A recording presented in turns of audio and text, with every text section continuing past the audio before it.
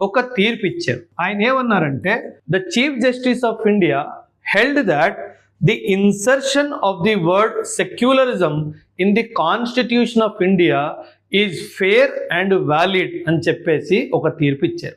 Already ఒక MP private member bill మీద petitions జారీ చేసి సుప్రీంకోర్టులో కూడా రీసెంట్గానే దీని మీద తీర్పు ఇవ్వడం జరిగింది. సో ఇదంతా బ్యాక్గ్రౌండ్ చూస్తే గనక ఒక విషయం మన అందరికీ ఏం అర్థం అవ్వాలంటే, ఈ ప్రియాంబుల్లో ఈ వర్డ్ సెక్యులరిజం తీయడానికి అనుమతి లేదు. ఒకవేళ గవర్నమెంట్ బిల్ పాస్ చేసి ఈ వర్డ్ని తీసేసినా సరే మన కాన్స్టిట్యూషన్ సెక్యులర్ ప్రిన్సిపల్స్కి ఎటువంటి హాని రాదు. సో మనము ఏ విధంగా కూడా భయపడాల్సిన అవసరం లేదు. సో మీ అభిప్రాయాలు కూడా కమెంట్స్లో ఖచ్చితంగా తెలియజేయండి.